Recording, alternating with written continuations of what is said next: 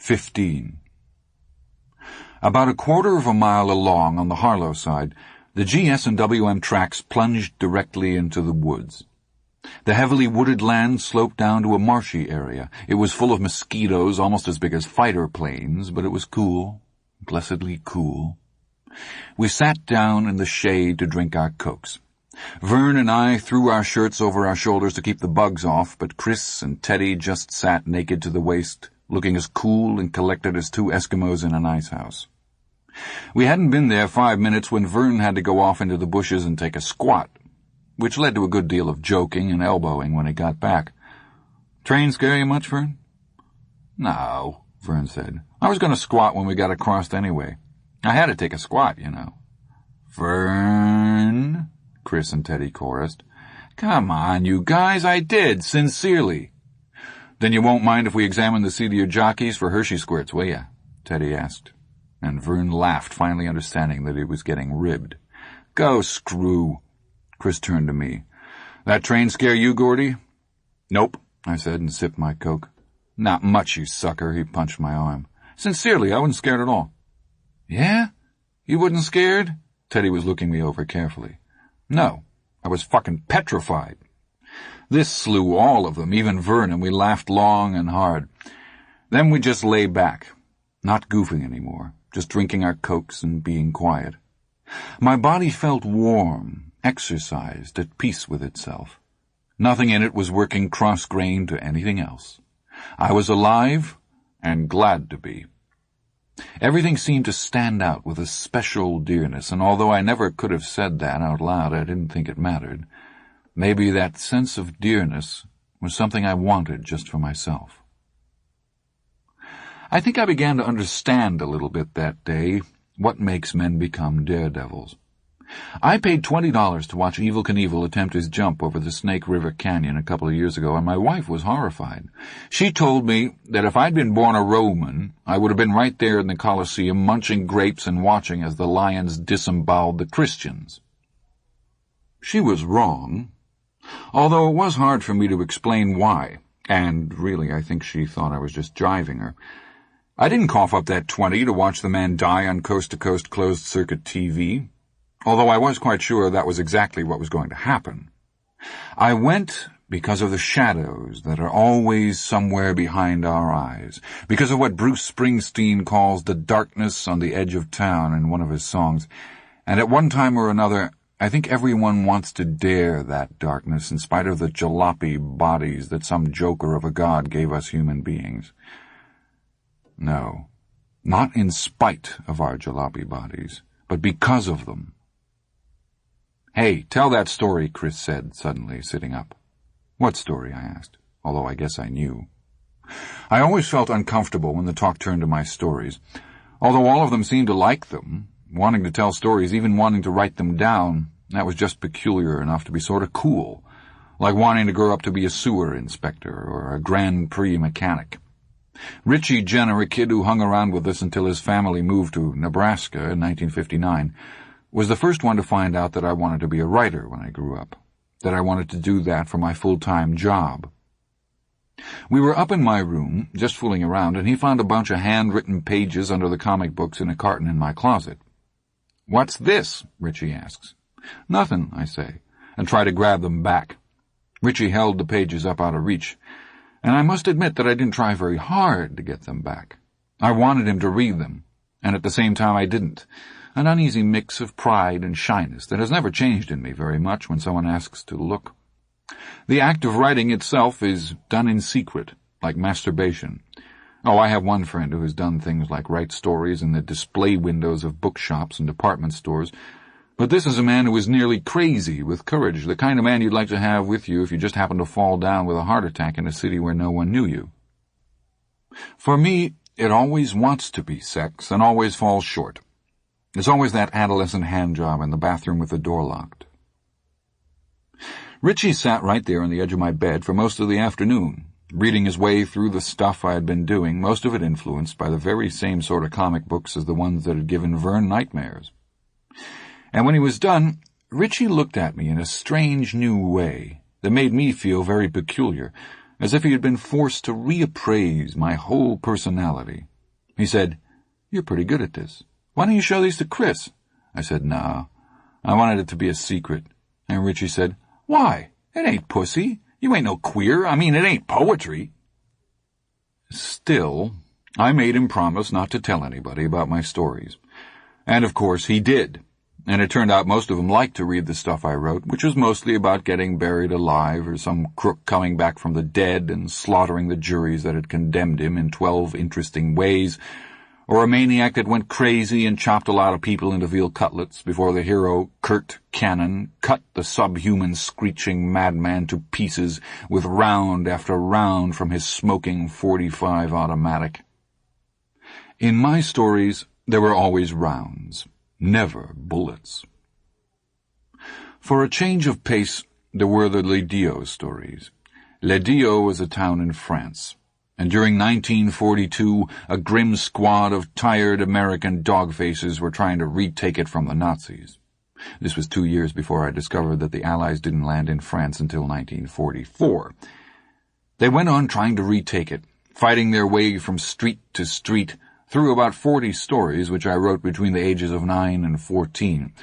Teddy was absolutely mad for the Les Dieux stories, and I think I wrote the last dozen or so just for him.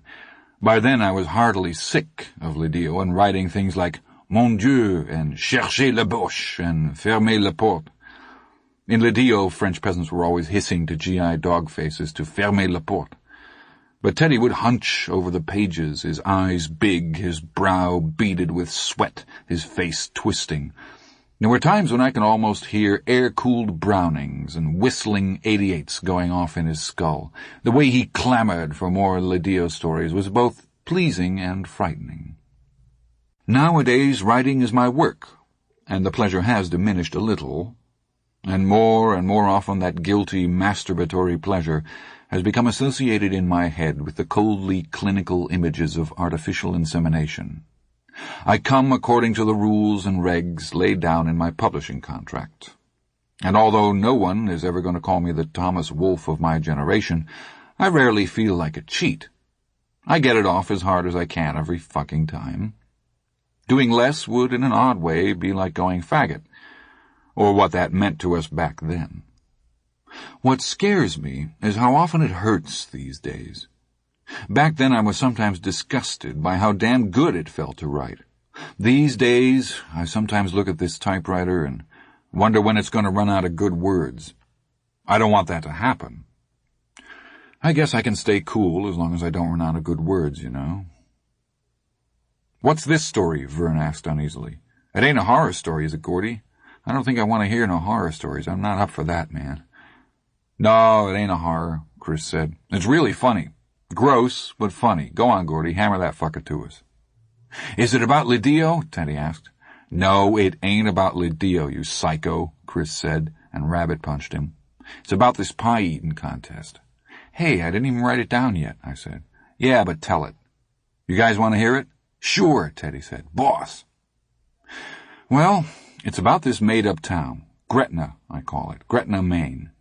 "Gretna?" Vern said, grinning. "What kind of name is that? There ain't no Gretna in Maine." "Shut up, fool," Chris said. "He just told you it was made up, didn't he?" "Yeah, but Gretna, that sounds pretty stupid." "Lots of real towns sound stupid," Chris said. "I mean, what about Alfred, Maine, or Saco, Maine, or Jerusalem's Lot, or Castle fucking Rock? There ain't no castle here. Most town names are stupid. You just don't think so because you're used to 'em, right, Gordy?" "Sure," I said, but privately I thought Vern was right. Gretna was a pretty stupid name for a town. I just hadn't been able to think of another one. So, anyway, they're having their annual Pioneer Days, just like in Castle Rock. "Yeah, Pioneer Days, that's a fucking blast," Vern said, earnestly. "I put my whole family in that jail on wheels they have, even fucking Billy. It was only for half an hour and it cost me my whole allowance, but it was worth it just to know where the son of a whore was." "Will you shut up and let him tell it?" Teddy hollered. Vern blinked. "Sure, yeah. Okay." "Go on, Gordy," Chris said. "It's not really much." "Nah, we don't expect much from a wet end like you," Teddy said, "but tell it anyway." I cleared my throat. So, anyway, it's Pioneer Days, and on the last night they have these 3 big events.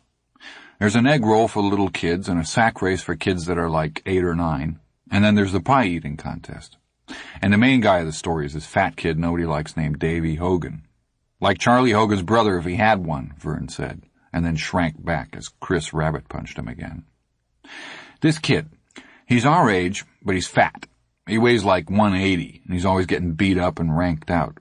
And all the kids, instead of calling him Davy, they call him Lard-Ass Hogan and rank him out whenever they get the chance. They nodded respectfully, showing the proper sympathy for Lard-Ass, although if such a guy ever showed up in Castle Rock, we all would have been out teasing him and ranking him to the dogs and back.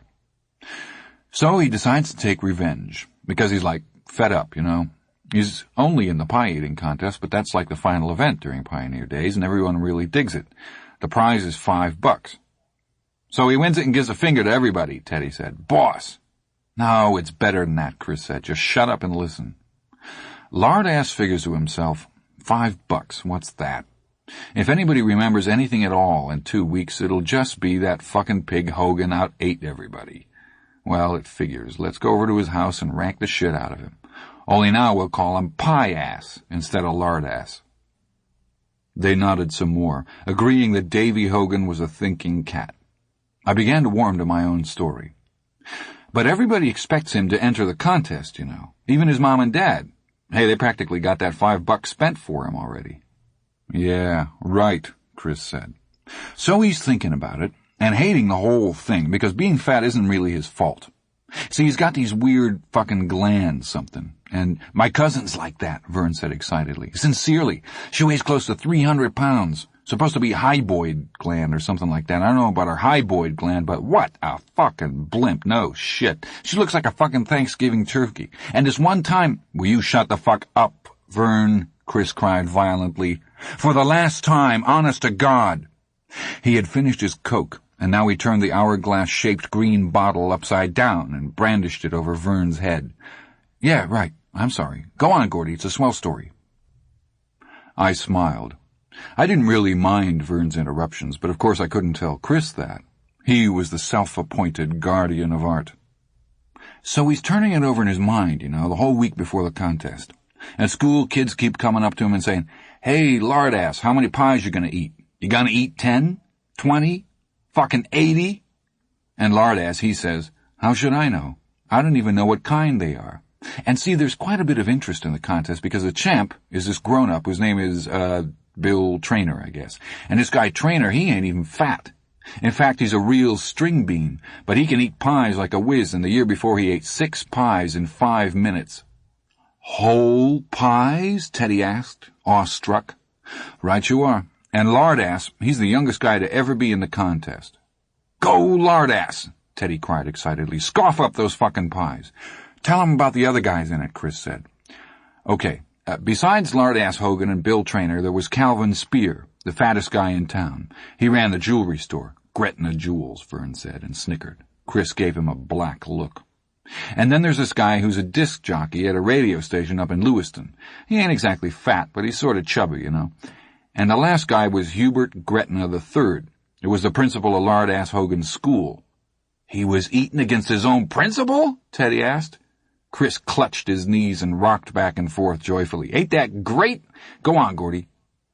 I had them now. They were all leaning forward. I felt an intoxicating sense of power. I tossed my empty Coke bottle into the woods and scrunched around a little bit to get comfortable. I remember hearing the chickadee again, off in the woods, farther away now, lifting its monotonous, endless call into the sky. Dee-dee-dee-dee. So he gets this idea, I said.